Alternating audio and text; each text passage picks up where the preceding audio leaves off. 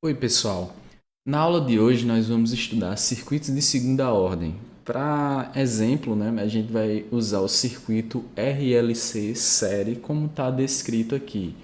Então, observa que eu tenho aqui uma fonte de tensão.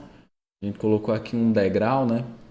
Então, basicamente, a fonte tipo degrau, depois de um instante de tempo, né? Eu tenho aqui, ó, meu gráfico. Depois de um instante de tempo, basicamente eu aplico uma tensão nesse meu circuito e eu quero ver como é que ele se comporta. Então tem o seguinte, né? Quando eu aplico uma tensão aqui nesse circuito, vai ter uma corrente que vai ah, circular aqui nesse nosso circuito, né? Então essa corrente ela vai tender a carregar esse capacitor, né, a passar aqui no indutor, o indutor vai armazenar energia. E o que é que acontece, né? Intuitivamente, a gente sabe que o capacitor, né, quando você passa a corrente por ele, ele carrega, certo? Ele vai carregar até um determinado valor, ao passo, né, que a corrente no capacitor ela tende a diminuir, então ela vai tender a zero. Um capacitor, basicamente, quando ele está carregado, a gente já viu que ele é como se fosse um circuito aberto, né? Então, a ideia é que a gente analise agora a dinâmica dessa corrente no caso onde eu tenho um circuito como esse, né, que eu tenho mais de um elemento armazenador de energia. A gente vai ver que essa dinâmica aqui, né, dessa corrente, a carga, até a carga no capacitor, ela vai ser alterada de acordo com esses parâmetros aqui do meu circuito. Isso a gente vai analisar. Então vamos entender aqui como a gente pode modelar esse comportamento, né? Então basicamente, né, esse circuito nós temos aqui o resistor, indutor, capacitor e a gente pode fazer uma lei de Kirchhoff das tensões aqui nessa malha. Então vou chamar aqui, ó, de Vs essa tensão e eu vou ter aqui, ó, Vs menos a tensão no resistor, que é R vezes I, lei de Ohm, menos L di dt, menos 1 sobre C integral de I dt igual a zero. Então, observa aqui, ó, que eu tenho uma equação que a gente chama de equação integro-diferencial, né? Que eu tenho integral e derivada na mesma equação. Então, o que é que eu posso fazer? Eu vou reorganizar essa equação e vou escrevê-la dessa forma aqui, ó. L di dt mais R vezes I mais 1 sobre C integral de I dt igual a Vs. O que é que eu vou fazer aqui? Eu posso derivar toda essa equação para essa integral aqui sumir, certo? E então eu vou ficar com isso aqui, ó, L d2i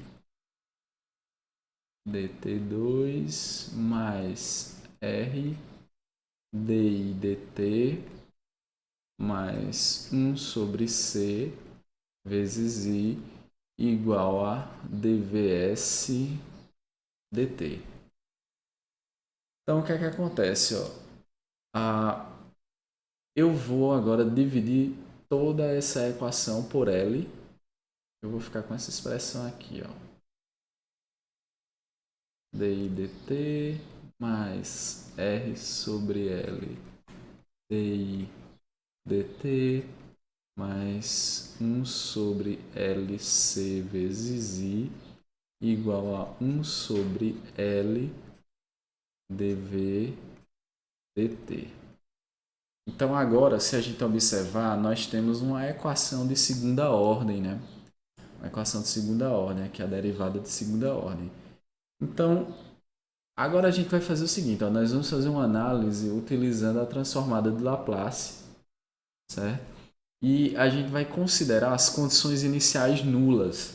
Então, aplicando a transformada nessa expressão, eu vou ficar aqui com s ao quadrado i de s mais r sobre L i de s mais 1 sobre LC i de s igual a 1 sobre L S vs de S. Pronto. Então agora eu tenho uma expressão, né, no domínio da frequência, no domínio de Laplace. O que é que eu vou fazer aqui? Eu vou colocar esse i em evidência. Então eu vou ficar com s ao quadrado mais r sobre L mais 1, sim, tem um s aqui, né? Mais 1 sobre LC. Tudo isso aqui multiplicado por i de s. Isso aqui vai ser igual a 1 sobre L S S. Então pronto, gente. Agora o que é que eu posso fazer aqui, ó? Posso reescrever essa expressão i de s igual a 1 sobre L e multiplica aqui, ó, S vs, né? E todo esse denominador é uma equação de segunda ordem, né? De segundo grau. L mais 1 sobre LC, certo? Então, o que é que acontece? Ó? Agora eu tenho uma expressão aqui que eu tenho um polinômio de segunda ordem nesse denominador. Então, a gente vai analisar agora o comportamento dessa corrente para diferentes parâmetros desse polinômio, certo? Então, ó, se nós observarmos, eu posso escrever aqui, ó, g de s. Eu vou escrever uma equação característica de um sistema de segunda ordem, certo? Essa é a equação padrão aqui para um sistema de segunda ordem. Então, ômega n ao quadrado, s ao quadrado, mais 2 vezes zeta, ômega n s, mais ômega n ao quadrado. Isso aqui é uma expressão padrão para um sistema de segunda ordem. Veja que já está bem parecido com esse sistema aqui de cima, né? Só que eu vou modificar um pouquinho, vou manipular um pouquinho para ficar mais parecido ainda, certo? Então, o que é que acontece, ó? Se você observar, tem um S aqui em cima, né? Então, vamos analisar o que é que acontece para a resposta ao degrau, certo? Que é o sinal que a gente vai analisar de entrada, né? Que a gente comentou aqui no início, ó, a fonte de tensão. Então, basicamente é um degrau, né? Então, dizer aqui que a entrada é um degrau é como se a gente falasse aqui, ó, que Vs de S vai ser 1 sobre S, né? Um degrau unitário. Aí eu vou colocar uma amplitude V aqui. Por exemplo, se for 5 volts, vai ser se for 5, vai ser um degrau de 5 volts, certo? Então, fazendo Vs igual a V sobre S, ó, esse S corta com esse S aqui, e eu vou ter uma nova equação, né? Eu vou ter o seguinte, IS vai ser igual a V sobre L, já vou colocar em evidência esse V aqui, dividido, ó, por 1 S ao quadrado mais R sobre LS mais 1 sobre LC. Então, gente, por similaridade, né, se você observar aqui, ó, com a equação de segunda ordem, a gente pode escrever o seguinte, ó, isso aqui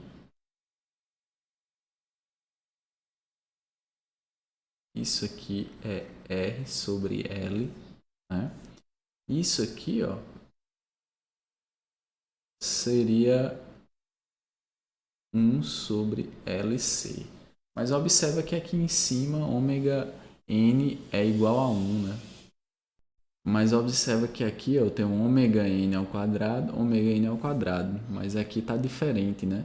Então, se você observar aqui, ó, ômega n ao quadrado é igual a 1 sobre LC.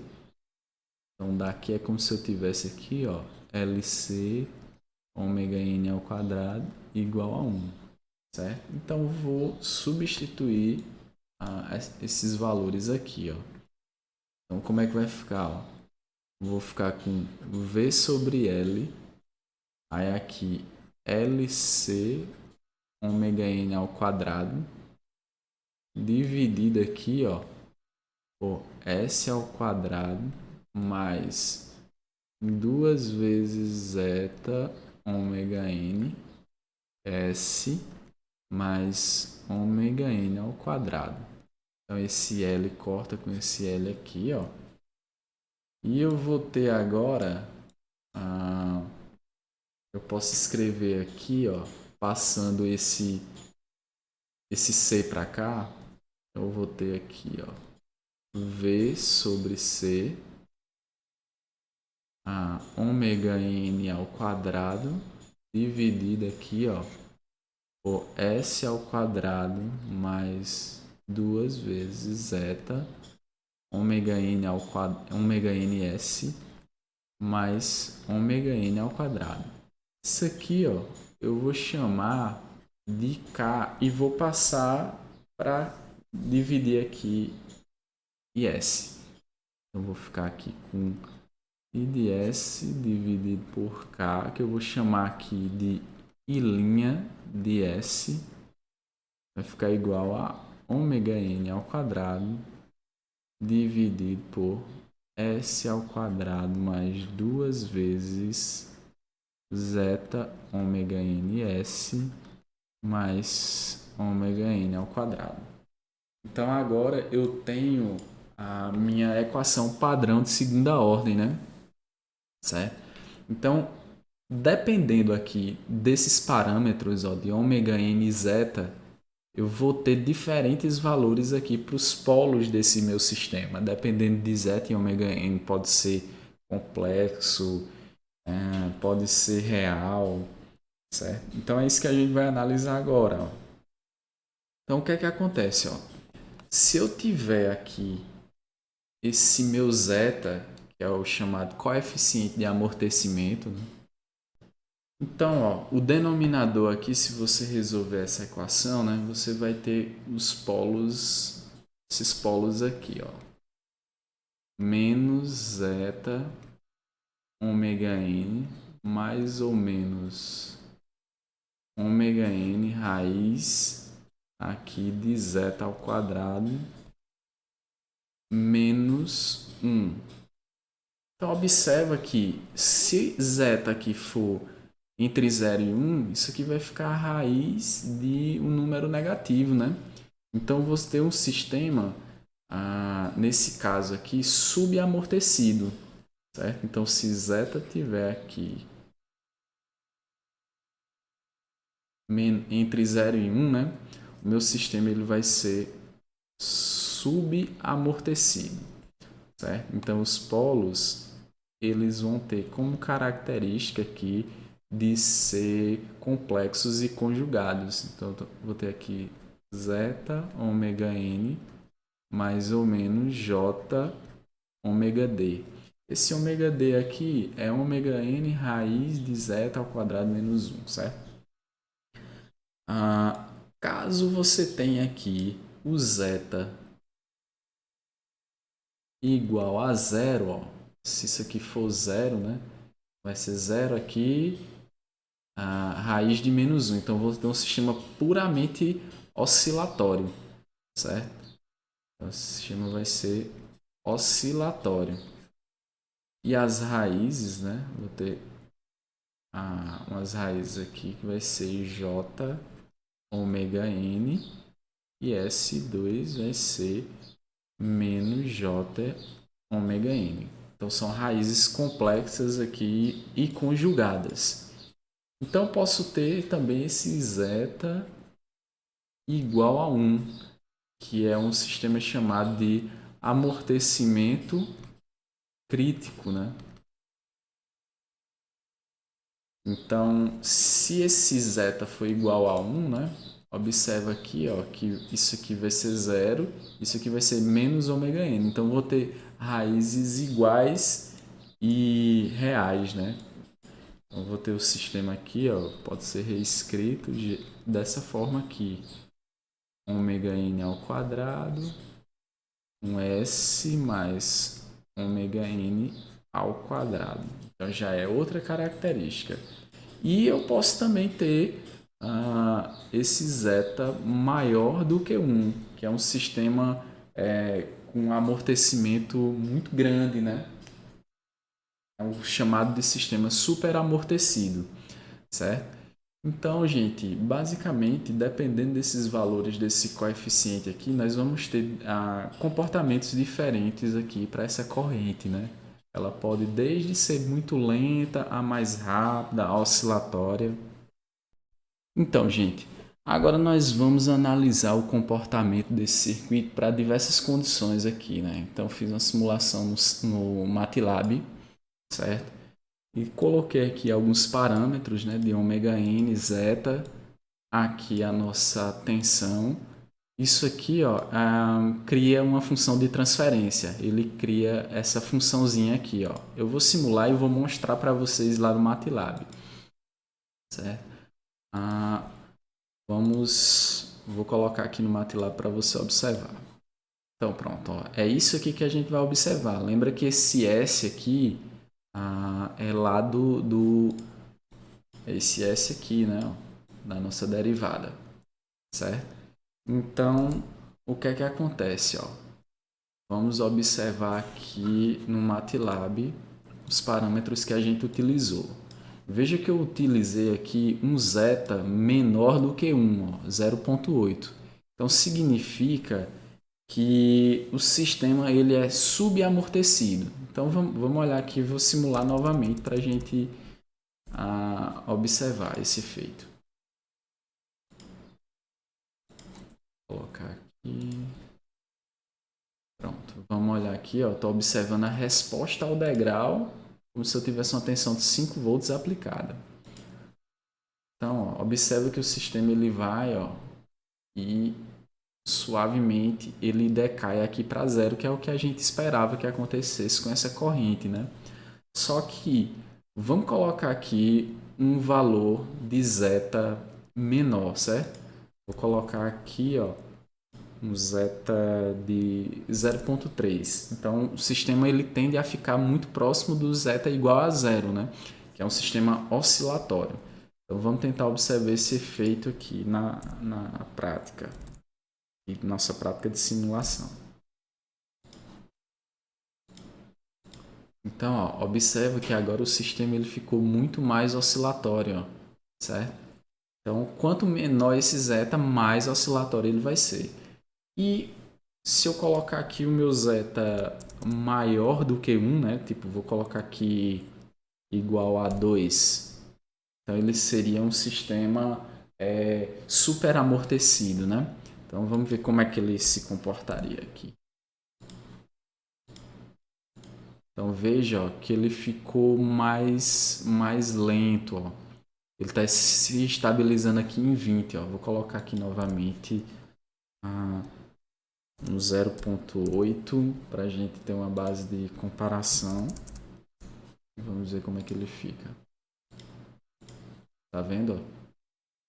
Veja que ele está mais lento aqui, ó, do que o sistema com esse amortecimento. Mas observa que eu tive um pico maior, certo? Então tem todo essa dinâmica, né? O sistema ele pode convergir de uma forma mais lenta, de uma forma mais oscilatória, com um pico maior, com um pico menor. Então é isso, gente. Esse é o comportamento de sistemas de segunda ordem. A gente viu aqui recapitulando dependendo dos parâmetros aqui, né, do nosso circuito, dependendo dos valores de R, L, C, eu vou ter aqui diferentes parâmetros de coeficientes aqui de amortecimento e, consequentemente, eu vou ter diferentes dinâmicas aqui no meu circuito.